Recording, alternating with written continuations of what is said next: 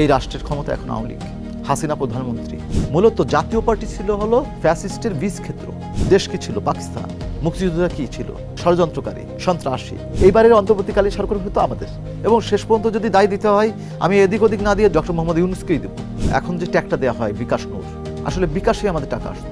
বাংলাদেশে আমি দেখেছি রাজনৈতিক সত্তর ছাড়াই যদি কোনো অপরাধ সংঘটিত হয় সেটার আসলে বিচার হয় না। সেভেন সিস্টার্স ইন্ডিয়া থেকে একেবারে বিচ্ছিন্ন একটা জায়গা। অনেকেই সেদিন কেউ কেউ বলছে যে সেভেন সিস্টার দখল করতে হবে। না, ইন্ডিয়া যদি সামান্য একটা আক্রমণ করে আমাদের জীবন দেওয়া ছাড়া আর কোনো কিছু নেই। আমাদের ঘাস খেয়ে হলেও আমাদের এই প্রতিরক্ষা ব্যবস্থা উন্নয়ন করতে হবে। যে সরকারি ক্ষমতায় আসে তা তাদের মতন করে একটা ধান্দাবাজির ব্যবসা খুলে নেয়। 2018 সালের আলোচিত কোটা সংস্কার আন্দোলন 2024 সালে পরিণতি পায় অভূতপূর্ব রাষ্ট্র সংস্কার আন্দোলনের মাধ্যমে। ছাত্র জনতার বিপুল আত্মত্যাগ ও 1400 মানুষের জীবনদানের মাধ্যমে সংঘটিত হয় ইতিহাস খ্যাত জুলাই গণঅভ্যুত্থান। যেন রক্তস্নাত এক নতুন সূর্যোদয়ের সাক্ষী বাংলাদেশ। ফ্যাসিবাদী স্বৈরতান্ত্রিক শাসনের চোখে চোখ রেখে বছরের পর বছর ধরে এই বিপ্লবের প্রেক্ষাপট তৈরি করেছেন কিছু অকুতোভয় তরুণ নেতৃত্ব। তাঁদের মধ্যে অন্যতম একজন রাজনৈতিক দল সার্বভৌমত্ব আন্দোলনের প্রধান সংগঠক শামীম রেজা। আজ আমরা স্টুডিওতে আমন্ত্রণ জানিয়েছি তরুণ এই নেতাকে। আর আপনাদের সঙ্গে আলাপনে আমি আছি আবিদ আজম। শামীম ভাই, এশিয়া পোস্টের আলাপনে আপনাকে স্বাগত জানাচ্ছি। ধন্যবাদ। শামীম ভাই, কেমন আছেন? আলহামদুলিল্লাহ, ভালো আছি। শামীম ভাই, শুরুতেই আপনার কাছে জানতে চাওয়া যে 2012 সালের দিকে যখন আসলে ফ্যাসিবাদ এবং স্বৈরতান্ত্রিক আবহটা মাত্র জেঁকে বসেছে, তখন আপনারা কিছু তরুণ একটি রাজনৈতিক প্রেক্ষাপট, রাজনৈতিক দলের ব্যাপারে চিন্তা করছিলেন। কোন চিন্তা এবং দর্শন নিয়ে সেটি শুরু করেছিলেন আপনারা? আমরা আসলে মোটামুটি 1/11-এর পরবর্তীতে একটা নির্বাচনের মাধ্যমে সরকার এসেছিল। আপনাকে একটা জিনিস ক্লিয়ার করি আমি, সেটা হলো বাংলাদেশের প্রেক্ষাপটে 71 পরবর্তীতে আমরা মনে করি যে নির্বাচনের মাধ্যমে কোনো নির্বাচন হয়ে গেছে, কিন্তু আসলে নির্বাচনের মাধ্যমে সরকার গঠনের যে গণতান্ত্রিক প্রক্রিয়া, এই প্রক্রিয়ার জায়গায় বড় একটা গলদ আছে।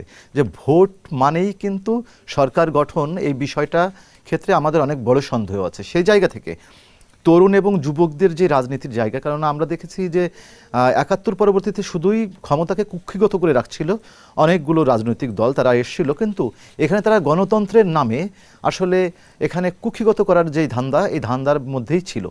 তো আমরা চাচ্ছিলাম যে আসলে গণতন্ত্রকে, যে পাশ্চাত্য থেকে যে গণতন্ত্র এসছে সেটা আসলে মাত্র 2% মানুষের জন্য, কিন্তু সেইটা কিন্তু সার্বিকভাবে কোনো ধরনের উদ্যোগই নেওয়া হয় না সবার কল্যাণার্থে।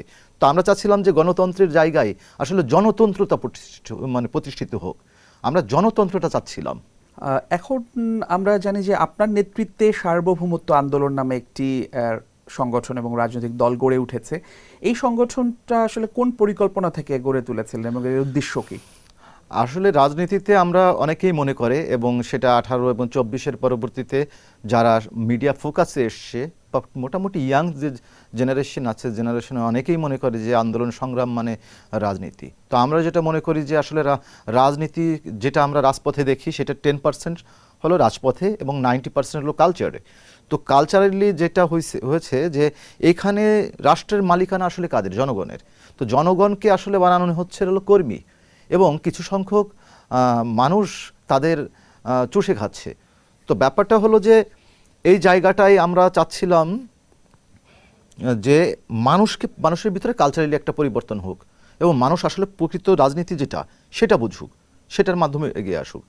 তো সার্বভৌমত্ব আন্দোলনের যে উদ্যোগ, এই উদ্যোগের পেছনে বা এই লক্ষ্যটা আমাদের অনেক পুরাতন। আমাদের কিছু সিনিয়র মানুষ ছিলেন যারা আমাদের গাইড করতেন, আমরা তাদের কথা মতো চলতাম এবং শুনতাম। আমাদের ভিতরে কিন্তু মিডিয়া ফোকাসে যাওয়ার যে বিষয়টা, পরিণত না হয়ে মিডিয়া ফোকাসে গিয়ে যদি কেউ জনপ্রিয় হয়ে যায়, এখন তো জনপ্রিয় হয়ে যাচ্ছে, তবে তার রাজনীতির গোল বা পথটা কিন্তু বেশি দূর আগায় না। এটাকে আসলে শক্তিশালী কোনো মাধ্যম হয় না। আগে রাজনীতি বুঝতে হবে, জানতে হবে, এবং পরিকল্পনা করার মতন চিন্তার জায়গায় বড় হতে হবে। চিন্তার জায়গায় ক্ষুদ্রভাবে থেকে এবং প্রচুর বয়ানবাজি করে আসলে রাজনীতির জায়গায় মানুষের জন্য কিছু করা সম্ভব হয় না। আচ্ছা, আমরা শুনতে পাচ্ছি যে আপনার এই প্ল্যাটফর্মটা ভেঙে নতুন একটা প্ল্যাটফর্ম বা মোর্চা করতে চাচ্ছেন আপনারা। সেই পরিকল্পনাটা কতটুকু এগুচ্ছে এবং কাদের সঙ্গে আপনার কথা হয়েছে এটা নিয়ে? সার্বভৌমত্ব আন্দোলন তৈরি করি মূলত আমি তো গণ অধিকার পরিষদে ছিলাম এবং ওখানে রাজনৈতিক প্রশিক্ষণ বিষয়ক সম্পাদকীয় পোস্টেই ছিলাম। তো 18 কোটা আন্দোলনের পরবর্তীতে যে রাজনৈতিক দল যুব এবং তরুণদের নিয়ে গঠন করা হয়, এখানে কিন্তু অনেক সিনিয়র লোকও এখানে আগ্রহী ছিল, কিন্তু আভ্যন্তরীণ কিছু সমস্যার কারণে সেটা ভেঙে যায় 23-এর মাঝামাঝি। এবং 23-এর মাঝামাঝি ভেঙে যাওয়ার পরে আমাদের যে চিন্তা ছিল সেই চিন্তার জায়গা থেকে সার্বভৌমত্ব আন্দোলন, এই রাজনৈতিক দল, মানুষ এখানে একটা ভুল করে যে নির্বাচনী দল এবং নির্বাচনী দল ছাড়া রাজনৈতিক দল হতে পারে না। কিন্তু আমরা আসলে যেটা দেখি যে এটা হলো পরিপূর্ণ একটা রাজনৈতিক দল, তবে নির্বাচনের পর্যায়ে এখনো আমরা যাইনি বা এই চিন্তাভাবনার ভিতরে এখনো যাইনি। তবে সময় প্রেক্ষাপটে মানুষের চাওয়ার ভিত্তিতে এবং একটা সিচুয়েশনের উপরে আসলে একটা নির্বাচনী দল করতে হয়, কারণ যেহেতু মানুষের আস্থা অর্জন করতে হবে। মানুষের আস্থা অর্জন না করে 100 জন নিয়ে একটা দল গঠন করে দিয়ে ফেলাই যায়, কিন্তু আদতে সেটা আসলে কি হয়, নাম সর্বস্ব একটা দলেই পরিণত হয়। আমরা সেটা চাইছি না, আমরা খুবই শক্তিশালীভাবে এগিয়ে যেতে যাচ্ছি। রক্তাক্ত জুলাই গণঅভ্যুত্থানের যে মূল্যবোধ বা আকাঙ্ক্ষা ছিল সেটা রাষ্ট্রযন্ত্রের ভেতরে এবং বাইরে থেকে নানাভাবে ব্যর্থ করে দেওয়ার একটা ষড়যন্ত্র চলছে বলে আপনি নানা সময়ে অভিযোগ করেছেন আপনার বিভিন্ন সাক্ষাৎকারে। হ্যাঁ, কেন এই অভিযোগটা উঠলো আসলে? আসলে 5ই আগস্ট যে ঘটনাটা ঘটলো, 5ই আগস্টে যে গণ অভ্যুত্থানের হাসিনা পালিয়ে গেল, এটা শুধুই জুন জুলাই বা আগস্টের ঘটনা না, এটা দীর্ঘদিনের একটা ক্ষোভ, না পাওয়া মানুষ, নিপীড়নের শিকার হওয়া মানুষগুলোর আসলে ওইখানে একটা বিস্ফোরণ হলো।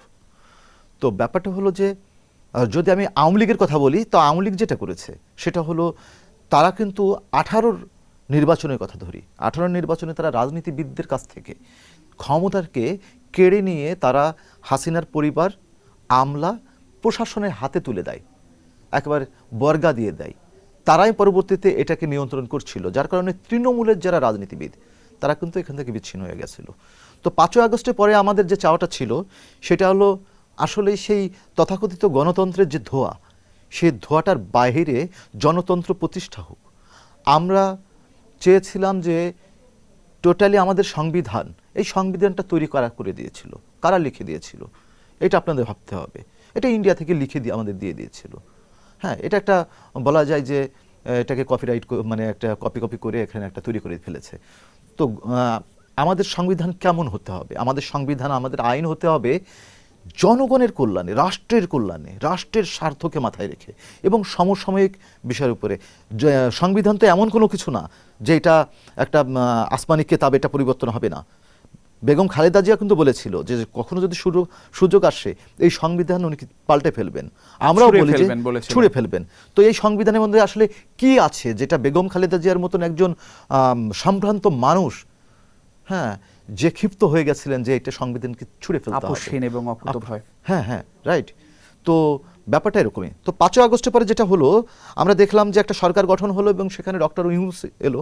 ডক্টর ইউনূসের প্রতি আমার একটা বিশ্বাস আছেন, উনি আসলে লোভী ছিলেন না, উনি আদতে লোভী ছিলেন না। কিন্তু এই সরকারটা গঠন হয়েছিল 3টা প্রক্রিয়ায়। একটা হলো প্রথম আলো গোষ্ঠী, ইন্ডিয়ার হিন্দুত্ববাদী গোষ্ঠী, এই একটা হলো ডক্টর ইউনূসের পরিচিত মানুষজন, আর ছাত্র প্রতিনিধিদের ভিতর থেকে এই গণ অভ্যুত্থানের বিজয়টাকে ছাত্রদের বিজয় বলা হচ্ছে। কিন্তু আপনাকে একটা জিনিস আমি স্পষ্ট করে দিতে চাই, 5ই আগস্টের পরে এই বৃহৎ শক্তিটাকে ভেঙে চুরে একটা বৃহৎ গাছকে যেমন কেটে ছেটে একটা লাঠিতে পরিণত করা হয়, ঠিক তেমনই এই ছাত্র প্রতিনিধি যাদের আপনার সামনে দেখছেন এর একটা লাঠিতে পরিণত করেছে, সবাইকে ভেঙে চুরে ফেলেছে। যার জন্য আমাদের যে অর্জন হওয়ার কথা ছিল, যেমনভাবে হওয়ার কথা ছিল, সেইটার 5%ও হয়নি। কিছু প্রস্তাবনা আছে, এখন ভবিষ্যৎ বলবে যে কি হবে। অর্থাৎ আপনি কি বলতে চাইছেন যে বিপ্লবী সরকার কেন হয়নি, বা 8ই আগস্ট 2024-কে যেভাবে বলা হচ্ছে বিপ্লব বেহাত দিবস অনেকে বলছে, বা আপনার মুখেও আমি শুনেছি, তো এটা কি আপনি বলতে চাচ্ছেন যে সেই বিপ্লবটা বেহাত হয়েছে কিংবা ব্যর্থ হয়েছে তখন, এভাবে চিহ্নিত করতে চাচ্ছেন? হ্যাঁ, ব্যাপারটা হলো যে এখানে যেটা হওয়ার কথা ছিল, স্বাভাবিকভাবে, আমি একেবারে স্বাভাবিকভাবে নিরপেক্ষভাবে বলছি, এখানে হওয়া উচিত ছিল যে দীর্ঘ আন্দোলন সংগ্রামে যারা ছিল এই মানুষগুলোকে সামনে নিয়ে আসা, দায়িত্ব দেওয়া। এখানে এটা একটা বিপ্লবী সরকার, আমি বাদই দিলাম, অন্তর্বর্তীকালীন সরকারই হোক, কিন্তু সেই সরকারে এই মানুষগুলো আসুক যাদের নিজেদের রাজপথে রক্ত আছে, যারা নির্যাতনের শিকার হয়েছে, যারা গুম হয়েছে, খুন হয়েছিল। আমি একটা ছেলের কথা আপনাকে বলতে পারি যে আমার খুব কাছের যুব দলের একজন নেতা, ওনার নাম হলো মিরাজ। হ্যাঁ, যুব দলের। তো ওনার ভাই কিন্তু মার্ডার হয়েছে, ওনার বাবা মারা গেছে, সে জেলে থেকেছে, তার মা মারা গেছে, বাড়ি দখল হয়ে গেছে। হ্যাঁ, রাজনৈতিকভাবে সে কতখানি যোগ্য সেটা আমি হিসাব বাদ দিলাম, কিন্তু এরকম নির্যাতিত লোক তো হাজার হাজার আছে। নির্যাতিত মানুষ আসলে খুব কম বেঈমানি করবে আমার কাছে মনে হইতো। হ্যাঁ, কিন্তু কারা তারা? যারা রাজপথে ছিল, যারা দীর্ঘদিন ধরে চিন্তা করেছে, যাদের ভিতর দর্শন আছে, এই যোগ্য মানুষগুলোকে নিয়ে তৈরি হওয়ার কথা ছিল। কিন্তু না, এখানে আসলে তথাকথিত মানুষগুলোকে নিয়েই সরকারটা গঠন হয়ে গেছিল, যার জন্য আমাদের আসলে ওই আশাটাই ছিল না। আমরা সেপ্টেম্বরেই বলে দিয়েছিলাম যে ভবিষ্যৎ কি হবে। আপনি আপনার আলোচনায় বলছিলেন যে জুলাইয়ের ঠিকাদার বা জুলাইয়ের বাদশা বলছিলেন, এটা আসলে কাদেরকে বলেছেন এবং কেন বলছেন? জুলাইয়ের যে গণ অভ্যুত্থান, এই অভ্যুত্থানটা আসলে সাধারণ মানুষ, রাজনৈতিক দল, সবাই মিলিত প্রয়াস। এখানে আন্দোলনের যে সূচনা হয় কোটা সংস্কার আন্দোলনের মাধ্যমে, বৈষম্য বিরোধী যে আন্দোলন, সেই আন্দোলনের মধ্যে ঢাকা ইউনিভার্সিটি থেকে এটা শুরু হয়। এটা কিন্তু একই সেম আন্দোলনটা আমাদের নুরুল হক নুররা এবং তারেক হাসান আল মামুনরা করেছিল 18 সালে। তো 18 সালে ওই আন্দোলনের পরবর্তী গণ অধিকার পরিষদ তৈরি হয়। তো এখানে এইবারের আন্দোলন কিন্তু প্রাথমিকভাবে গণ অধিকার পরিষদের যে অঙ্গ সংগঠন, গণ অধিকার পরিষদের সম্পৃক্ত যারা, তারাই কিন্তু সারা দেশে প্রত্যেকটা জেলায় জেলায় এই আন্দোলনের পক্ষে দাঁড়িয়েছিল। ব্যাপারটা হলো, আন্দোলন যখন শেষ হলো, হাসিনা পালিয়ে গেল, তখন আমরা দেখলাম যাদের উচিত ছিল সবাইকে নিয়ে কাজ করা, সেটা না করে এখানে তারা নিজেদের মতন করে একটা ক্লাব তৈরি করেছে। হ্যাঁ, ক্লাব তৈরি করেছে এবং ক্ষমতাটাকে নিজেরা কুক্ষিগত করে রাখার চেষ্টা করেছিল। এখানে আর কাউকে ঢুকতে দেয়নি। কিন্তু আসলে রাজনৈতিক দল বা রাষ্ট্র পরিচালনার ক্ষেত্রে এমন হওয়া উচিত ছিল না। সেখানে আমি বলতে পারি আসিফ, নাহিদ, আক্তার বা এদের যেই এই নাসিরুদ্দিন পাটোয়ারি হঠাৎ কোথা থেকে চলে আসছে, তারপরে আপনার সার্জিস হাসনাত, এরাও চলে এসেছিল। সার্জিস হাসনাতদের বিরুদ্ধে সবচেয়ে বড় যে অভিযোগটা, সেটা হলো 5 আগস্ট পর্যন্ত তারা হাসিনার টাচে থেকে এই আন্দোলনেরটাকে যেন সরকার পতন আন্দোলনে না যায় এমন প্রক্রিয়ার অংশ হিসেবে ছিল বলে অনেকেই অভিযোগ করে। এবং মূল সমস্যা হলো এই জায়গাটাই, যে বৃহৎ যে জনগোষ্ঠী ছিল তাদেরকে মাইনাস করে দিয়ে তারা এখন এনসিপি নামে একটা দল গঠন করেছে। এবং সেই এনসিপির ভিতরেও ওদের যারা আছে, বড় বড় দায়িত্বই আছে, কিন্তু তারা আসলে এখানে কোনো সিদ্ধান্ত নিতে পারে না, হাতে গোনা কয়েকজন আছে। এবং তারাও কিন্তু এখন আবার অনেক কথা বলছে, যেটা অন্তর্বর্তীকালীন সরকারের সময় বাস্তবায়ন করা সহজ ছিল তাদের জন্য, কিন্তু এখন এসে তারা অভিযোগ আকারে বলছে। আচ্ছা, আপনি আপনার আলোচনার প্রেক্ষিতে আমার জানতে চাওয়া যে যাদের কথা বললেন তাদেরকে তো আমরা জুলাই অভ্যুত্থানের নেতৃত্বে দেখেছি সম্মুখ সারিতে, এবং নানাভাবে তারা 1 দফা ঘোষণা করেছে, 9 দফায় কাজ করেছে, এবং মার্চ টু ঢাকা একটা প্রশ্ন। আর দ্বিতীয় প্রশ্নটি হলো যে আপনি কি বলতে চাচ্ছেন যে জুলাইকে কুক্ষিগত করেছে কেউ? হ্যাঁ, এটাকে জুলাইকে কুক্ষিগতই করেছে। কারণ আমরা ওই সময়টায় যেসব সংস্কার প্রস্তাব দিয়েছিলাম, আমরা যেসব উদ্যোগ নিয়েছিলাম, সেই উদ্যোগগুলো কিন্তু গ্রহণ করা হয়নি। নিজেদের বাহিরে কারোর কোনো উদ্যোগই ওইভাবে গ্রহণ করা হয়নি। যেমন আমরা সেপ্টেম্বর মাসেই একটা প্রস্তাবনা দিয়েছিলাম, সেটা হলো আপনার আহত নিহত পরিবারদের চিকিৎসা, পুনর্বাসন এবং একটা কমিশন গঠনের। এটার একটা আসলে দর্শন ছিল, প্রত্যেকটা কাজের তো একটা দর্শন থাকতে হয়, এবং পরিকল্পনা ছিল যে যদি এখানে এইটাকে বাস্তবায়ন করা হয়, যেমন 12 মাসে 12,000 কোটি টাকা বরাদ্দ, এর ভিতর থেকে তাদের পুনর্বাসন হবে, তাদের ভাতা এবং কর্মসংস্থান, পাশাপাশি বাসস্থান।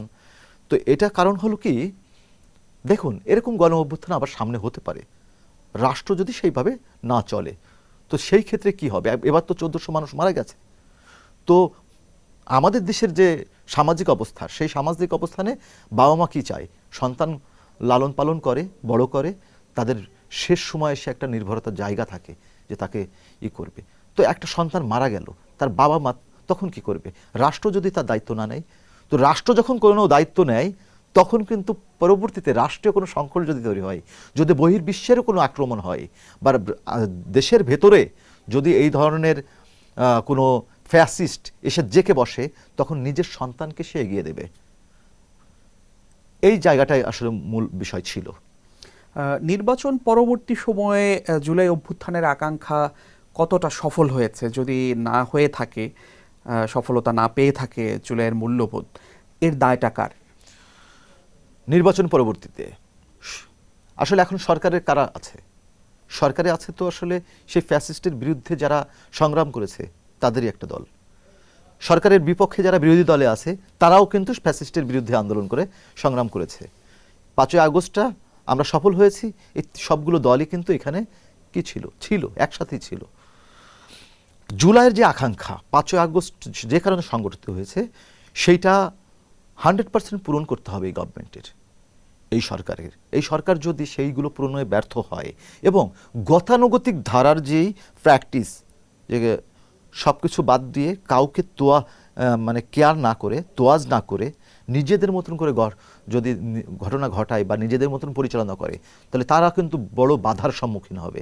আরেকটা ব্যাপার আপনাকে স্পষ্ট করি, 5ই আগস্ট বহুদিন পরে সংগঠিত হয়েছে। একটা গণ অভ্যুত্থান হয়েছিল কিন্তু 90-এ, হ্যাঁ 90 একটা গণ অভ্যুত্থান হয়েছিল, আর এবার একটা গণ অভ্যুত্থান হয়েছে। এই গণ অভ্যুত্থানে রক্ত দিয়েছে মানুষ, কিন্তু বহুদিন কিন্তু চুপ ছিল। আমরা দেখছেন রাজপথে কিন্তু অনেক আন্দোলন করেছি, সাধারণ মানুষের সম্পৃক্ততা ছিল না। কারণ কি? মানুষ আসলে রাজনৈতিক দলগুলোকে বিশ্বাস করেনি। কিন্তু এখন মানুষ রক্ত দেওয়ার ফলে অনেক বেশি সাহসী। এবং হাসিনা মানে কিন্তু শুধু আওয়ামী লীগ না, হাসিনার পিছনে কিন্তু হিন্দুত্ববাদী শক্তি এবং ইন্ডিয়া ছিল। তো সেই জায়গা থেকে হাসিনাকে যদি বিতাড়িত করা সম্ভব হয়, অন্য কোনো অপশক্তিকে আসলে মানুষ ভয় পাবে না। এখনকার ক্ষমতাসীন বিএনপি সরকার এবং সেই সঙ্গে যারা বিরোধী দলে আছে, জামাত, এনসিপি জোট, তাদেরকে আওয়ামী লীগ এবং জাতীয় পার্টির মতো একটি গৃহপালিত দল হিসেবে চিহ্নিত করছেন কেউ কেউ। এ বিষয়ে আপনার মন্তব্য কি? ব্যাপারটা হলো যে এখানে একটা কমন বিষয় আছে, যে ওই যে এবার আন্দোলনের ফলাফল এই সরকার, আন্দোলন পরবর্তীতে জামাত, এনসিপি একটা জায়গা নিয়েছে, সরকারে আছে বিএনপি, অন্যান্য দল আছে, গণ অধিকার পরিষদ আছে। তো ব্যাপারটা হলো যে এই দলগুলো আসলে যে একটা প্রক্রিয়া, একই প্রক্রিয়ার মধ্যে দিয়ে এসছে। তো এনসিপি যেমন জামাতের জোটের মধ্যে চলে গেছে, গণ অধিকার পরিষদও বিএনপির জোটের সাথে সম্পৃক্ত হয়ে রাজনীতি করেছে। শক্তিশালী বিরোধী দল বলতে আমরা যেটা বুঝি, সেরকম বিরোধী দল আসলে নেই। তো যার কারণে যারা অনেকেই বলতে পারে যে এটা গৃহপালিত দলে পরিণত হয়েছে বা বিরোধী দল এখন আসলে নাই। তো আমরা অল্প কিছুদিন হলো আমরা আসলে দেখতে চাই, কিছুদিন কতটুক দেখতে চাই। আমরা যেটা করব যে আমরা 3 মাস দেখব, 100 দিন আমরা দেখব, আমরা যারা আছি আমরা 100 দিন দেখব, এবং এর ভেতরে আমাদের যে চাওয়াগুলো ছিল সেই দাবিগুলো উপস্থাপন করব। রাষ্ট্রের যেই অর্গানগুলো আছে আমরা সেদিকে খুব ভালোভাবে দৃষ্টি রাখব এবং তাদের কোনো কাজে আমরা বাধ্য করতে চেষ্টা করব, বাধ্য করব। সেই ক্ষেত্রে বিরোধী দলকে আমরা ভাবছি না। সরকারি দল যারা আছে তারা আমাদের যেহেতু সংগ্রামের একটা অংশ ছিল, তো আমরা তাদের খুব জোর দিয়েই কথাগুলো বলবো।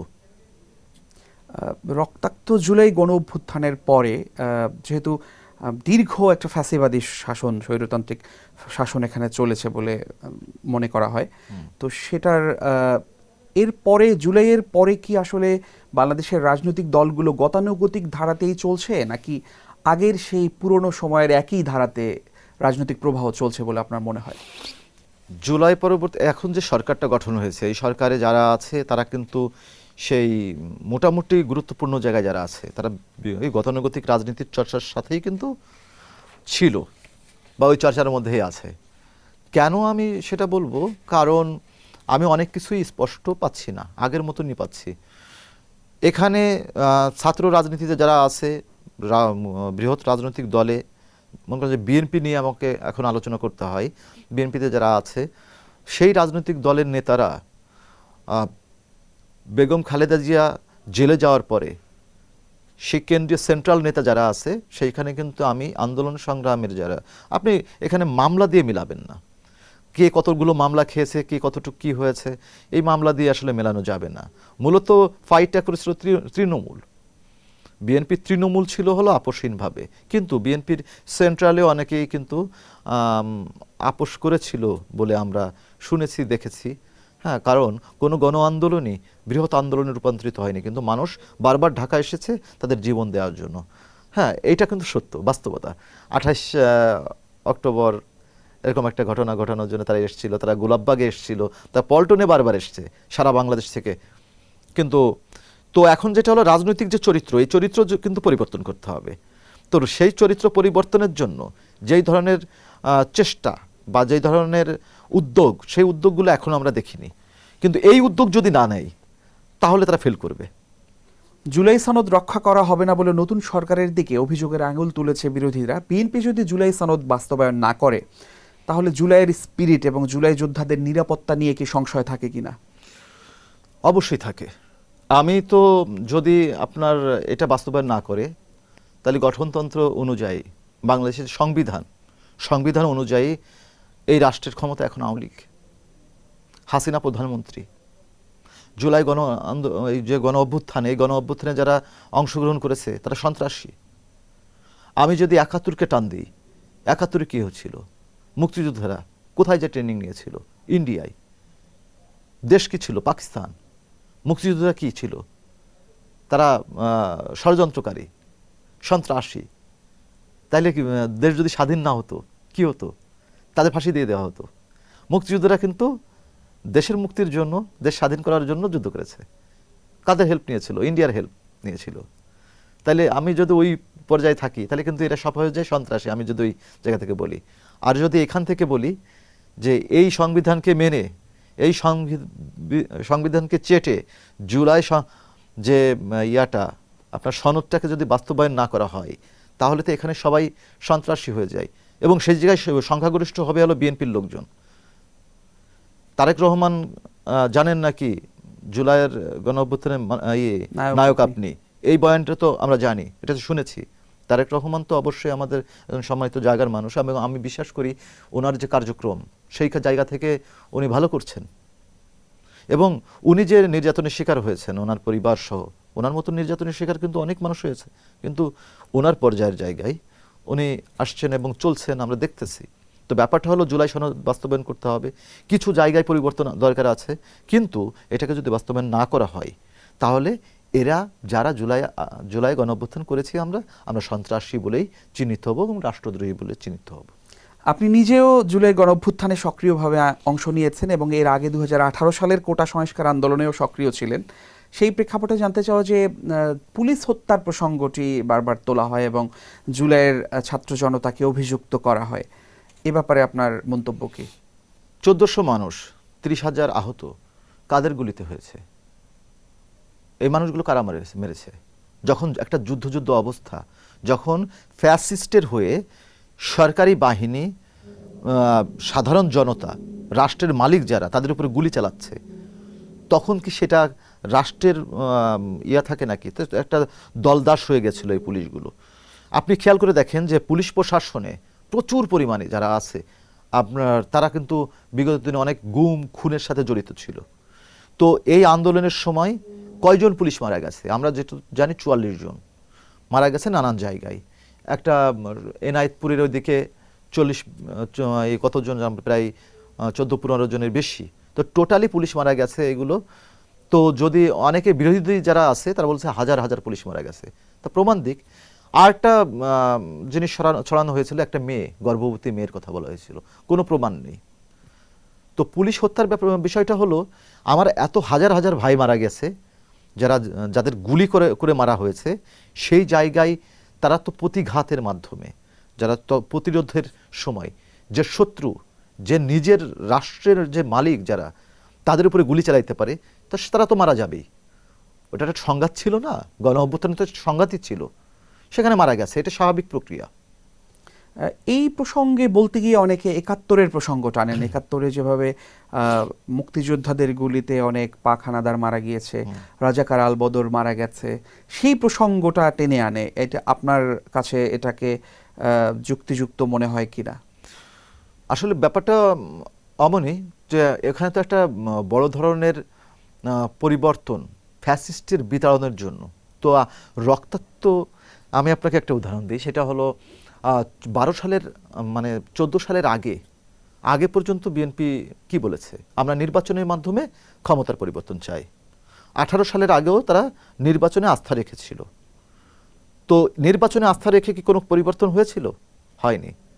ওই সময়টাই প্রথম ধাপে সেটা কিন্তু আমাদের পক্ষ থেকেই আসছিল, যে চিহ্নিত করেছিলাম যে রাষ্ট্রশক্তির যে মানে শত্রু যারা, রাষ্ট্রের যে শত্রু যারা, তাদের চিহ্নিত করার একটা প্রক্রিয়া আমাদের ভিতরে ছিল। এবং আমরা বলেছিলাম যে এখানে রক্তাক্ত বা যে ধরনের সংঘাত ছাড়া এই ফ্যাসিস্টের পরিবর্তন হবে না। যখন কেউ মানে আওয়ামী লীগকে ফ্যাসিস্ট বলেনি, তখন কিন্তু আমাদের পক্ষ থেকে তাকে ফ্যাসিস্ট বলা হয়েছে।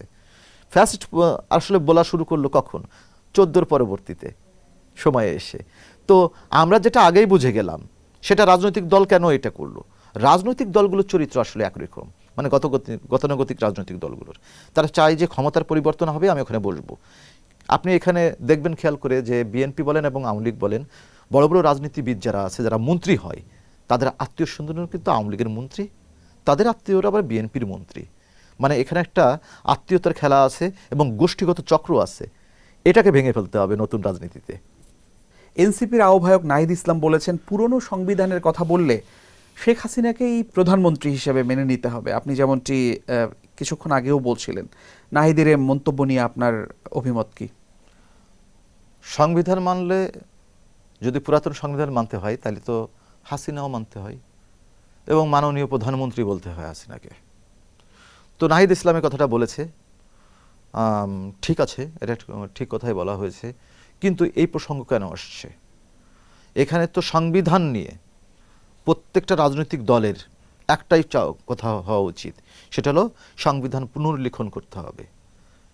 এই ক্ষেত্রে কোনো ধরনের ছাড় দেওয়া যাবে না। বিএনপিকে কিন্তু আওয়ামী লীগ ধ্বংস করেছে, নির্যাতন করেছে এই সংবিধানের মাধ্যমে। তারা নিজেদের মতন করে পরিবর্তন করেছে। তো এই জন্য এই বর্তমান যে সরকার, এই সরকারের দায় হলো এই সংবিধানটিকে জনগণ এবং রাষ্ট্রের স্বার্থকে মাথায় রেখে আবার পরিবর্তন করা স্বাভাবিক। এক্ষেত্রে বিএনপির আসলে কোন জায়গাটায় বিএনপির আপত্তি, যে সংবিধান ছুঁড়ে ফেলার ব্যাপারে বা সংবিধান বাদ দেওয়ার বিষয়ে বিএনপির সংশয় বা আপত্তির জায়গা কোনটা বলে আপনার মনে হয়? আমি আসলে বুঝতে পারছি না যে তারা আসলে কোন জায়গায় তাদের সংশয় বা কোথায় সমস্যা। তারা এখন সংখ্যাগরিষ্ঠ আসন নিয়ে ক্ষমতা মানে সরকারে আছে। সরকারের রাষ্ট্র ব্যবস্থাপনা কি এবং সরকার কি, এটাকে আপনার খুব সহজভাবে বুঝতে হবে। রাষ্ট্র ব্যবস্থাপনা সরকার হলো জনগণের কিছু প্রতিনিধি, তাদের কাজের স্বার্থে দায়িত্বশীল অবস্থানে নিয়ে আসে 5 বছরের শর্ত সাপেক্ষে। যদি জনগণের শর্ত পূরণ তারা না করতে পারে, যে কোনো সময় তাদের প্রত্যাখ্যান করতে পারে। তাহলে কি? তাহলে হলো এখানে বিএনপির কাজ হবে জনগণের স্বার্থে সেই এটাকে আবার নতুন করে সাজিয়ে নেওয়া। এক্ষেত্রে তো এই শর্তগুলো তাদের পূরণ করতে হবে। আপনি জানেন যে গণভোট যেটা হয়েছে, যে বিপুল ভোটের ব্যবধানে গণভোটে জয়ী হয়েছে, কিন্তু আমরা দেখলাম যে ক্ষমতাসীন বিএনপি সংবিধান সংস্কার পরিষদের শপথটা আসলে নেয়নি। তো এর বিষয়টা কি আপনি কোন দৃষ্টিতে দেখেন? এখানে আসলে কি বলবো, আমি নিজেও বুঝিনি যে তারা কেন এই সিদ্ধান্ত নিল। এটা নিলে আসলে কি সমস্যা ছিল। তারা রাষ্ট্রের জনগণের পক্ষ থেকে যখন প্রত্যক্ষ ভোটের মাধ্যমে এটা এসছে, তখন তারা এটাকে এড়িয়ে যে চলে গেল, এইটা আসলে প্রথম ধাপেই তাদের একটা ব্যর্থতা। এবং জনগণের যে শপথ, জনগণের কাছে যে শপথ নিয়ে সরকার গঠন হয়, সেই শপথ ভঙ্গের কারণ। আপনি 2018 সালের যে কোটা সংস্কার আন্দোলন হয়েছিল, একজন সম্মুখ সারির একজন নেতা ছিলেন। পরবর্তীতে সেই আদলে প্রাণিত গণ অধিকার পরিষদ নামের একটি দল গঠিত হয়, সেখানকার কেন্দ্রীয় নেতা ছিলেন, কিন্তু পরবর্তীতে পদত্যাগ করেন কেন? 18 কোটা আন্দোলনটা সংগঠিত হয়েছিল এবং আমরা ওইটার সাথে ছিলাম। তুলনামূলক যারা এই আন্দোলনে নেতৃত্ব দিয়েছিল, ওদের চেয়ে আমরা সিনিয়রই ছিলাম বয়সে। তো আমাদের আসলে এখানে আমরা তো একটা দীর্ঘ সময় ধরে আশা করেছিলাম যে আমরা এই যুবক এবং তরুণদের নিয়ে আমরা নতুন রাজনীতি শুরু করব এবং নতুন ধারার রাজনীতির স্লোগানের মাধ্যমে গণ অধিকার পরিষদ গঠিত হয়। তো সেই জায়গা থেকে যেটা হলো যে গণ অধিকার পরিষদ গঠনের পরে এটাকে সারা বাংলাদেশে ছড়িয়ে দেওয়ার জন্য আমরা উদ্যোগ গ্রহণ করি। নুরুল হক নূর তার মাধ্যমে সে পরবর্তীতে ভিপি হয়। ভিপি হওয়ার কারণে সে সারা বাংলাদেশে কিন্তু একটা গ্রহণযোগ্যতা পায় এই জায়গাটায়, এবং সে অত্যাচারের শিকার হয়, বারবার মার খায়। তো নূরের ভিতরে যে দৃঢ়তা ছিল সেটা অন্যের ভিতরে ছিল না, এবং বোঝাপড়ার জায়গায় একেবারে খুব দুর্বল ছিল অনেকেই। এখানেও কিন্তু একটা চক্র ছিল। এখানে যেটা হলো মূলত আন্দোলনটাকেই তারা যোগ্যতার মাপকাঠি হিসেবে নিয়েছিল। তো মূলত রাজনৈতিক দল তো এভাবে গড়ে ওঠে না। নতুন ধারায় রাজনীতি করতে গেলে একটা রাজনৈতিক দলকে আদর্শ পরিবার হিসেবে মাথায় রেখে সেখানে প্র্যাকটিসটা করতে হবে। তো যে যতটুকু যোগ্য তাকে সে জায়গা ছেড়ে দিতে হবে। আমি বারবার বলেছি গণ অধিকার পরিষদে যে আমার চেয়ে যোগ্য যে ব্যক্তি আসবে তাকে আমাকে চেয়ার ছেড়ে দিতে হবে, কারণ সামনে আমাদের যুদ্ধ করতে হবে কাদের সাথে? একটা বৃহৎ শক্তির সাথে, যেই শক্তিটাকে আমরা চিনি এবং তার পেছনে কারা আছে। আমরা বারবার বলেছি যে পেছনে ইন্ডিয়া আছে এবং হিন্দুত্ববাদী শক্তি। তো সেই জায়গায় কিন্তু সেই মানে ক্ষুদ্র স্বার্থের জন্য দলটার ভিতরে দ্বন্দ্ব শুরু হয়, এবং আমি যে অভিযোগে বের হয়ে আসছিলাম সেটা হলো বয়োজ্যেষ্ঠদের সম্মান দেওয়া হয় না, জাস্ট এতটুকুই আমার অভিযোগের জায়গা। এটাই যে ওইখান থেকে বয়োজ্যেষ্ঠরা সম্মান পাচ্ছিল না। তো আপনারা যারা মিডিয়ার সামনে এবং ব্যানারের সামনে যাদের দেখেন তারা কিন্তু ঠেলে ঠুলে ওখানে করতো। ওখানে অনেক ধরনের বাচ্চামিপনা ছিল, ঝামেলা ছিল, অপমান করা হতো, তো এই নানান হইতো। তো ভাঙা গড়ার ভিতর দিয়ে আসলে গড়ে ওঠে। পরবর্তীতে আমরা বের হয়ে আসছি, এবং তখন ছাত্র অধিকার পরিষদে যারা ছিল তারা বের হয়ে আসে। এই নাহিদ, আসিফ, আক্তার, আকরাম দিয়ে এদের যে গ্রুপটা, পরবর্তী ছাত্র শক্তি গঠন হয়, এবং জুলাইয়ের আন্দোলনের সম্মুখ সারিতে আপনারা দেখেছেন তাদের, ঢাকা ইউনিভার্সিটির। তো মূল অভিযোগটা ছিল এটাই যে আমরা একটা শক্তিশালী রাজনৈতিক দল, এবং 15 বছরের একটা প্ল্যান ছিল আমাদের যে আমরা এই 15 বছরের প্ল্যানে এগোবো এবং আমরা সরকার গঠন করব। আপনি খেয়াল করে দেখবেন যে ওই শক্তিটাই কিন্তু অন্তর্বর্তী এই 5ই আগস্টের সম্মুখ সারি ছিল, এবং ছাত্র শক্তির সেই মুখগুলো শুধু ছাত্র শক্তি না, গণ অধিকার পরিষদ মানে হ্যাঁ। টোটাল 18 কোটা আন্দোলন, এবং পরবর্তী গণ অধিকার পরিষদ তৈরি হয়। গণ অধিকার পরিষদে যারা আসে নাই তারাও, যেমন মাহমুদুল্লাহ মধু, তারপরে মিয়াজি, সম্রাট, এরকম আরও আছে অনেকেই। আবির ছাত্রদল করে, এরকম ছাত্রদল করা যারা আছে তারা তো 18 কোটা আন্দোলন করেছে। তো এরা কিন্তু সম্মুখ সারি ছিল, ফ্যাসিবাদ বিরোধী যেই স্বর্ণালী তারুণ্য আর কি। হ্যাঁ এইটা। তো ব্যাপারটা হলো এইবারের অন্তর্বর্তীকালীন সরকার হয়তো আমাদের এই বর্তমান যে সরকার আছে, যদি অন্তর্বর্তীকালীন সরকার ঠিকঠাক মতো চালাতো তাহলে কিন্তু এই সরকারটা আমাদের হয়ে যেত, মানে ইয়াংদের, নতুনদের। কিন্তু পরিকল্পনার অভাবে এবং ব্যক্তি স্বার্থে, ক্ষুদ্র স্বার্থে, গোষ্ঠীর স্বার্থে এটা আমাদের মিস হয়েছে। আমরা দেখেছি 2024-এর আগে 15 থেকে 17 বছর স্বৈরতান্ত্রিক শাসন আমলে সব দলমত একসঙ্গে অর্থাৎ যূথবদ্ধভাবে ফ্যাসিবাদের বিরুদ্ধে আন্দোলন করেছে, কিন্তু জুলাইয়ের পরে এত বিভাজন কেন বাড়লো, এবং ফ্যাসিবাদী ব্যবস্থা থেকে গণতান্ত্রিক উত্তরণে এই বিভাজনটা একটা প্রতিবন্ধকতা কিনা? অবশ্যই। এখানে যেটা হয় বাংলাদেশে সেটা হলো রাজনীতিটাকে গোষ্ঠী স্বার্থে, ব্যক্তি স্বার্থে ব্যবহার করা হয়। দেখেন আপনি যে সরকার ক্ষমতায় থাকবে তখন দেখবেন যে একটা বিশাল বিজনেসে দেখেন তারা, অন্য জায়গায় তারা। আমি আরেকটা ব্যাপার স্পষ্ট করি, সেটা হলো যে বিএনপি ক্ষমতায় আছে, কিন্তু দীর্ঘদিন ধরে যারা বিএনপির হয়ে যেসব ইয়াংরা বা যারা আন্দোলন সংগ্রাম করেছে, মাঠে খেটেছে, জেল খেটেছে, তারা কিন্তু সুযোগ সুবিধা খুবই কম পাচ্ছে।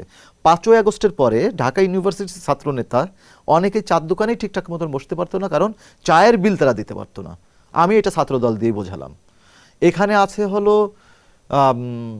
আপনি যে যত একেবারে মূর্খ একটা ছেলে, কিন্তু সে অনেকগুলো ছেলে পেলে পালে, তার টাকা আছে, সে নেতার কাছ পর্যন্ত পৌঁছাইতে পারে, মুখ দেখায়, এইটার মাধ্যমে সে নেতা হয়ে ওঠে।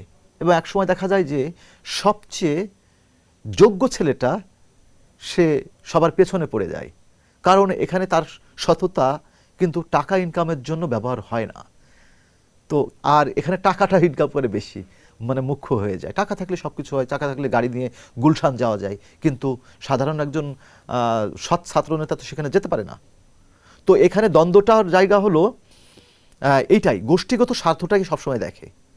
আর যারা যোগ্য লোক তাদের জায়গা দেয়া হয় না, এখন পর্যন্ত না। আমি এবারও দেখছি যে জায়গা দেয়া হচ্ছে না।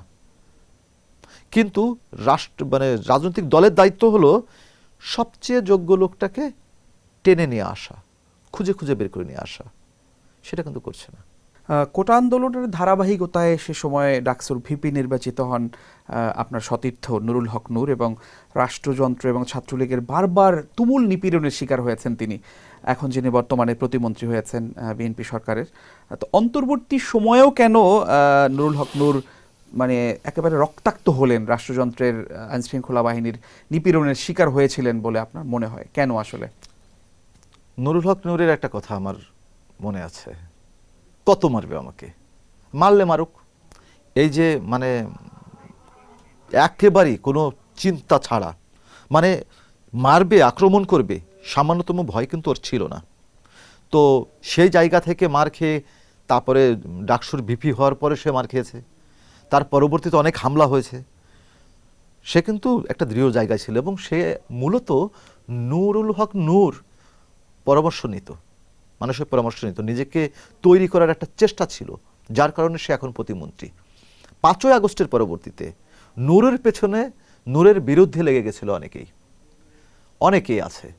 তখন যেটা হচ্ছিল, আমরা কিন্তু বারবার বলছিলাম যে শুধুই হাসিনা ফ্যাসিস্টের দোসর বা ফ্যাসিস্ট শুধু হাসিনাই তৈরি হয়নি, মূলত জাতীয় পার্টি ছিল হলো ফ্যাসিস্টের বীজ ক্ষেত্র, যেখানে মানে জাতীয় পার্টির কারণেই কিন্তু আওয়ামী লীগ টিকে ছিল, আরও অনেক অর্গান আছে। তো 14 দলের যারা আছে, আমি যদি হাসিনাকে ফ্যাসিস্ট বলি, আওয়ামী লীগকে ফ্যাসিস্ট বলি, তাহলে ওদের কি কোনো দোষ নেই? ওরা তো সুবিধা নিয়েছে।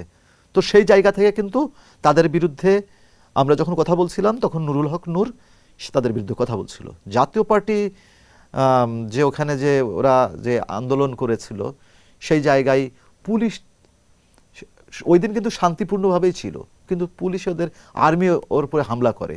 তো এবং হামলার ধরনটা কিন্তু মেরে ফেলে দেওয়ার মতো, তাকে বাঁচিয়ে রাখার মতন না।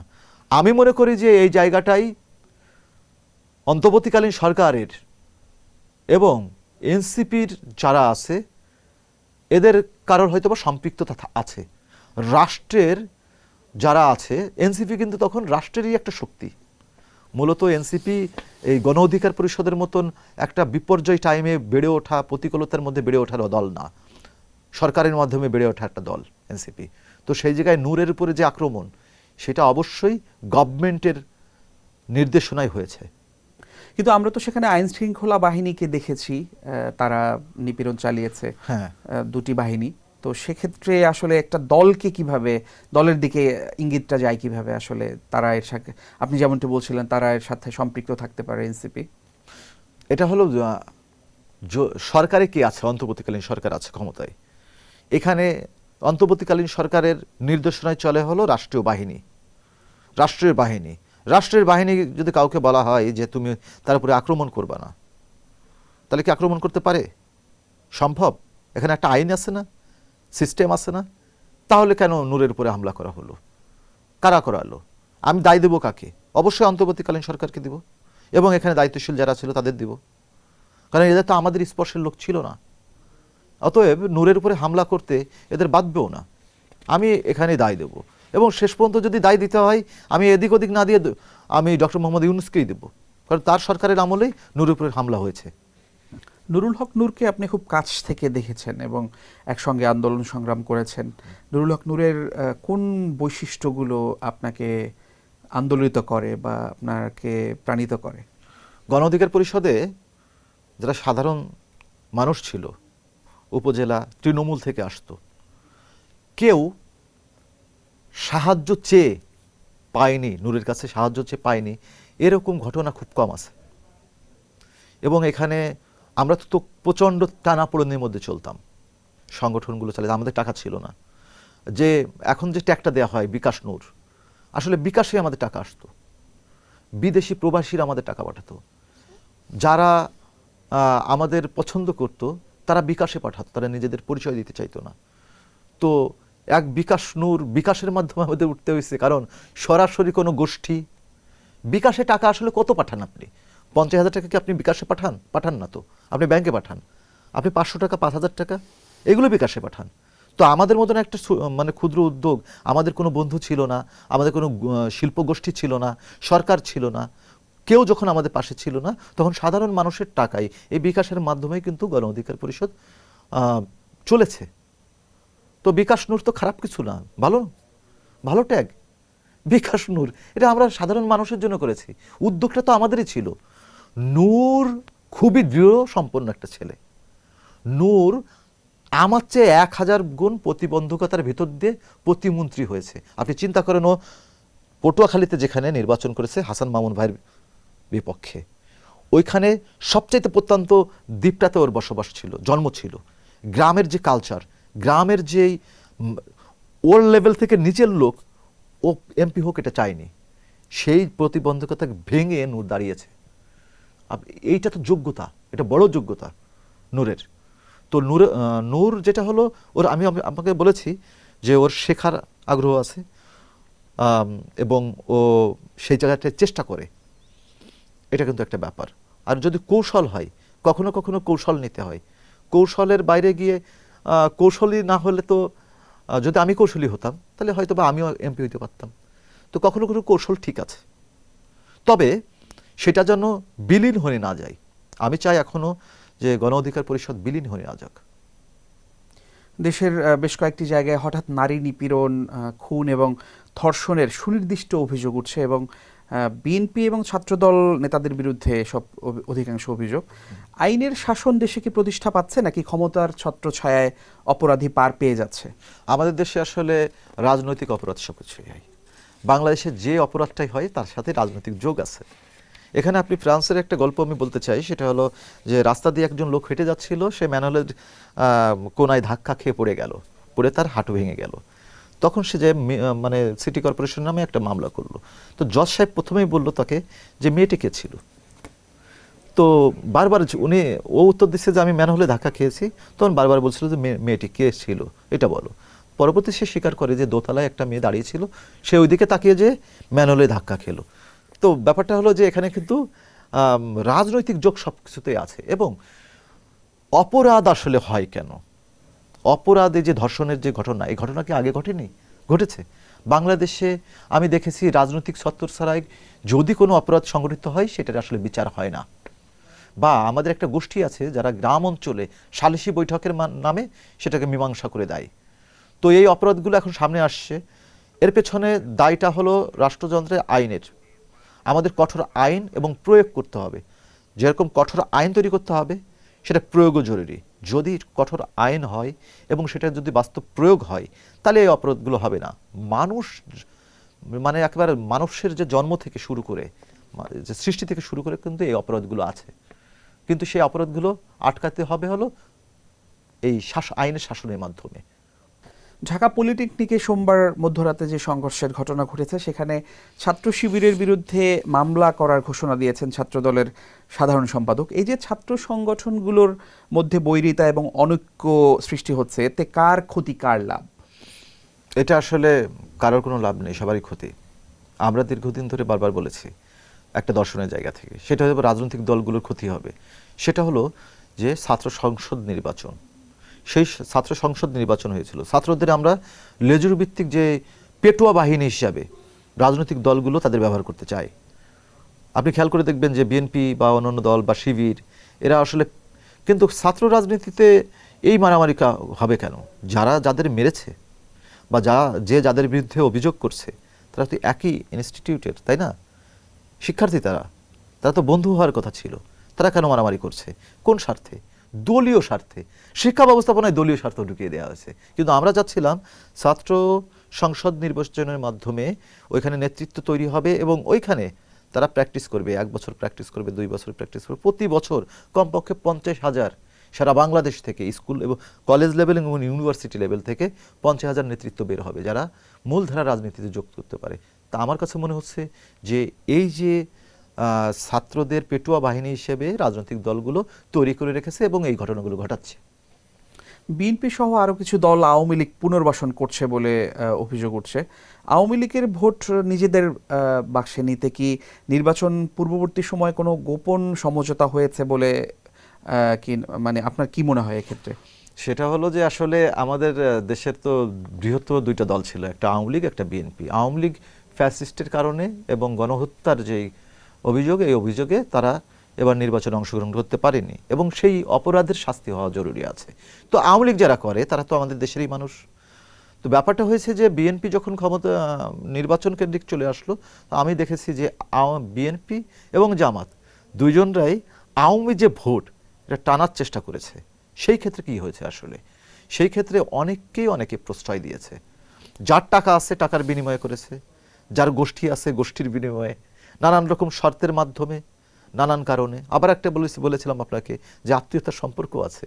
তো আসলে বাংলাদেশে রাজনৈতিকভাবে অনেকেই এই অপরাধীদের শাস্তির বদলে তাদের সাপোর্ট করে তাদের অপরাধ মানে শাস্তির আওতার বাহিরে নিয়ে যায় ক্ষমতাকে ব্যবহার করে। এটা খুবই বাজে চর্চা। জুলাই অভ্যুত্থানের যে ছাত্রনেতারা আছেন তারা বলছেন যে ভারতীয় আগ্রাসনকে খারিজ করার মধ্য দিয়ে 24 হয়েছে। তো এখন ভারত বেষ্টিত বাংলাদেশে দেশটির আগ্রাসন থেকে মুক্ত হওয়া সম্ভব কিনা, কিভাবে সম্ভব? ৭১-এর পরবর্তীতে ইতিহাসের যে বইগুলো আছে বা আমাদের দেশে যেসব তথাকথিত বুদ্ধারা আছে তারা বলে যে ভারত আমাদের বন্ধু, ৭১-এ আমাদের তারা হেল্প করেছে। আসলে ভারত কোনো রাষ্ট্রের বন্ধু হয় না বর্তমান সময়ের প্রেক্ষিতে। একটা সময় ছিল যখন বন্ধু হতো, কিন্তু এখন আর কোনো বন্ধু নেই। এখানে হলো সম স্বার্থের যে যার স্বার্থ রক্ষা করবে ততটুকুই বন্ধুত্ব হবে। ভারতের সাথে আমাদের আসলে বিশাল গ্যাপ।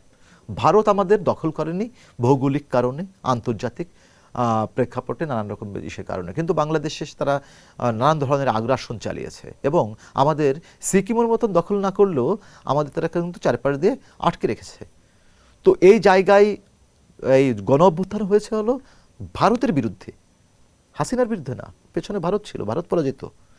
তো এখানে আমরা চাই না, জনগণ চায় না যে ভারতকে আবার তথাকথিত বন্ধুত্বের নামে কেউ কোনো সুবিধা দিক। এখানে হবে স্বার্থের বিনিময়ে। বাংলাদেশের স্বার্থের বিরুদ্ধে গিয়ে কোনো সুবিধা যেন ইন্ডিয়া না পায়, আর ইন্ডিয়াকে যদি কেউ সুবিধা দেয় তার পতন হবে আমার বিশ্বাস। ইনকিলাব জিন্দাবাদ, ফ্যাসিবাদ মুর্দাবাদ এই স্লোগান নিয়ে বিতর্ক তোলা হয়েছে এবং এমন নানান স্লোগান আমরা জুলাইয়ের সময় শুনেছি। হঠাৎ এই বিতর্ক কেন আসলে? স্লোগান তো কোনো রাষ্ট্র কাঠামোর মধ্যে সীমাবদ্ধ কিছু না। আপনার তুরস্কে একটা স্লোগান যখন যুব তরুণদের ভিতরে জনপ্রিয় হবে, ওই স্লোগানটা এখানে আসতে পারে। ইনকিলাব জিন্দাবাদ এটাকে বলছে অনেকে যে এটা বামদের স্লোগান। যে স্লোগান মানুষের ভিতরে আবেদন সাহস তৈরি বাড়ায়, করে, মানুষের ভিতরে জাগরণ সৃষ্টি করে, সেটা চলে আসে। স্লোগান তো কোনো কিছুর ভিতরে সীমাবদ্ধ না। অনেকেই বলতে যাচ্ছে যে এই যে ইন্ডিয়ান মানে বা আওয়ামী লীগের সময় যে ট্যাগ, যে এটা মৌলবাদী স্লোগান, অমুক তমুক, এই বদমাইশগুলো আসলে ফ্যাসিস্টেরই দোসর। নতুন সরকারের কূটনৈতিক সম্পর্কের সমীকরণ নিয়ে আপনার মন্তব্য কি? চীন, তুরস্ক কিংবা পাকিস্তানের সাথে রাষ্ট্রীয় সম্পর্ক উন্নয়নের মাধ্যমে বাংলাদেশ কিভাবে উপকৃত হতে পারে? বাংলাদেশের স্বার্থে, বাংলাদেশ রাষ্ট্র এগিয়ে যাওয়ার স্বার্থে কোনো আগ্রাসনের বলয়ের বিপরীতে নিজেকে শক্তিশালী করতে পাকিস্তান হোক, চীন হোক বা তুরস্ক হোক বা এর বাইরে যেই হোক, তাদের সাথে আমাদের সম্পর্ক তৈরি করতে হবে। পাকিস্তানের কাছে যদি আমাদের কোনো কিছু নেবার মতন থাকে, আমাদের নিতে হবে রাষ্ট্রের স্বার্থে। আপনি খেয়াল করুন যে বাংলাদেশের যে ভৌগোলিক পরিস্থিতি অবস্থান, সেই জায়গা কিন্তু বাংলাদেশ খুব ভালো অবস্থানে আছে। বাংলাদেশ চাইলেই দেখেন ইন্ডিয়ার এই সার্ক যে রাষ্ট্র, সাউথ এশিয়ান যে রাষ্ট্রগুলো আছে, এই রাষ্ট্রের বেশিরভাগই কিন্তু ইন্ডিয়ার পক্ষে কোনো মিত্র নেই। কিন্তু সেই জায়গায় পাকিস্তান একটু মোটামুটি ভঙ্গুর একটা রাষ্ট্র, সেই জায়গায় বাংলাদেশ একটা অবস্থান আছে। বাংলাদেশের মূল শক্তি হলো মানুষ। তো সেই জায়গায় বাংলাদেশের রাজনীতির চর্চাটাও ভালো হয়। বাংলাদেশের উচিত এখন পররাষ্ট্রনীতি হওয়া উচিত হলো সাউথ এশিয়াকে নিজের হাতে নিয়ে আসা, নেতৃত্ব দেওয়া। এই পলিসিটা তৈরি করতে হবে। 7 সিস্টার্স ইন্ডিয়া থেকে একেবারে বিচ্ছিন্ন একটা জায়গা। অনেকেই সেদিন কেউ বলছে যে 7 সিস্টার দখল করতে হবে। নাও, 7 সিস্টার্স বাংলাদেশের উপরে নির্ভরশীল। আমরা বিজনেস করি, পলিসি তৈরি করতে হবে। আপনার আরাকান নিয়ে আমাদের সংকট। চীন আমাদের দেশে বিজনেস করবে, তারা লগ্নি করবে, কিন্তু কখনো তারা বৃহৎ সংকটে পাশে দাঁড়াবে না। এটা আমি জানি, আপনি ইরান দিয়ে দেখতে পাচ্ছেন। তো তো সেই জায়গায় চীনের সাথে যতটুকু সম্পর্ক রাখার দরকার রাখতে হবে। যদি পারস্পরিক সমঝোতার ভিত্তিতে এবং দৃঢ়তা যদি থাকে, যদি পাকিস্তান যেমন জাপানে বোম ফেলানো হয়েছে, আমেরিকার সাথে কি জাপানের বন্ধুত্ব নেই? আছে। চীন কিন্তু মালয়েশিয়া, ইন্দোনেশিয়া, থাইল্যান্ড নানান রাষ্ট্র কিন্তু উন্নয়ন কাজ করেছে। আমাদের বাংলাদেশে তাদের আমরা সুযোগ দিব এই স্বার্থের ভিত্তিতে, এবং আমাদের ইন্দো চীন পলিসিটাকে তৈরি করতে হবে। ইন্দো চীন, আমাদের দেশে যেহেতু পারমাণবিক বোমা নাই, আমরা কিন্তু অন্যান্য জায়গায় অনেক দুর্বল, সেই জন্য আমাদের এই বলয়ের মধ্যে নিজেদের হাতে নিয়ে আসতে হবে। আমেরিকা এবং ইসরায়েলের সঙ্গে যুদ্ধে, ইরানের যুদ্ধে আপনি জানেন ইতোমধ্যে ইমাম খামেনি সহ অসংখ্য মানুষ সেখানে তাদেরকে হত্যা করা হয়েছে। এই প্রসঙ্গে বলতে চাচ্ছি বাংলাদেশের প্রতিরক্ষা ব্যবস্থা কতটা শক্তিশালী করা জরুরি? বাংলাদেশের প্রতিরক্ষা ব্যবস্থা আমি তো দেখি যে বাংলাদেশে কিছুই নেই। ইন্ডিয়া যদি সামান্য একটা আক্রমণ করে, আমাদের জীবন দেওয়া ছাড়া আর কোনো কিছু নেই। এবং নতজন সরকার হওয়ার কারণে, ভারতের সেবাদার হওয়ার কারণে, যে সরকারটা বিগত দিনে এসছে তাদের কিন্তু ভারতের বিপরীতে তাদের শক্তিশালী অবস্থান ছিল না। তো সেই জায়গায় বাংলাদেশ আসলে যে বাংলাদেশের যে মানে প্রতিরক্ষা ব্যবস্থা শক্তিশালী হয়নি। এটা শক্তিশালী করা দরকার এবং সর্বোচ্চ শক্তিশালী করা দরকার। কারণ আমাদের চারপাশে যে রাষ্ট্রটা আছে, এই রাষ্ট্রের বিরুদ্ধে আমাদের একটা সতর্ক অবস্থানে থাকতে হবে, এবং বহির্বিশ্বে যে রাষ্ট্রগুলো আছে তাদের সাথে আমাদের সম্পর্ক উন্নয়ন করতে হবে। আমাদের ঘাস খেয়ে হলেও আমাদের এই প্রতিরক্ষা ব্যবস্থা উন্নয়ন করতে হবে। আমাদের দেশের আভ্যন্তরীণ শক্তিকে ব্যবহার করতে হবে। অর্থ উপার্জনের অনেক ব্যবস্থা আছে, আমাদের এখানে পলিসিটা বা পরিকল্পনা সেভাবে করে না। যে সরকারি ক্ষমতায় আসে তাদের মতন করে একটা ধান্দাবাজির ব্যবসা খুলে নেয়, এটা হলো সমস্যা। শামীম ভাই, নানান বিষয় নিয়ে আমরা আলোচনা করলাম এবং এশিয়া পোস্টের আলাপনে দীর্ঘ সময় দেওয়ার জন্য আপনাকে আন্তরিক ধন্যবাদ জানাচ্ছি। আপনাকে ধন্যবাদ। প্রিয় দর্শক, এশিয়া পোস্টের আলাপনে আমাদের সঙ্গে ছিলেন সার্বভৌমত্ব আন্দোলনের প্রধান সংগঠক শামীম রেজা। দেখা হবে আগামী অনুষ্ঠানে নতুন অতিথিকে নিয়ে। সে পর্যন্ত সবাই ভালো থাকুন, সুস্থ থাকুন এবং এশিয়া পোস্টের সঙ্গে থাকুন। আল্লাহ হাফেজ।